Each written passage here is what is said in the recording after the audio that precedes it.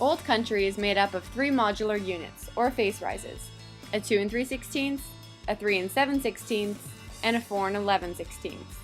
The 4 11/16 being what is referred to as the alpha stone. Each size is packaged on a separate skid and comes in random lengths.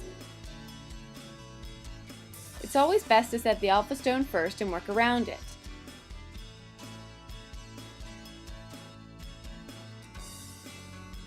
The alpha stone should be placed about 1 to 1.5 feet apart and should never touch each other.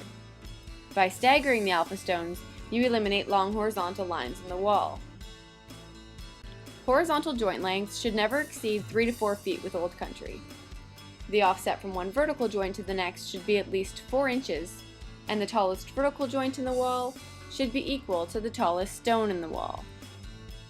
In a standard body Old Country, the alpha stone will cover about 20% of the wall. The 3 7/16 will cover about 40%, and the 2 3/16 will cover the remaining 40%. Following these guidelines enables a bricklayer on the other side of the building to replicate the same patterns and distances. Old Country uses a staggered bonding line, which is formed using the 3 7/16 stone and crossing it with the 2 3/16 stone. A bonding line allows you to lift or lower a wall without cutting any stones horizontally. Our bonding guidelines are as follows. 2 3/16 will bond with 1 4 11/16. As with all of our stone, the heights are set, the depths are set, only the lengths will be cut.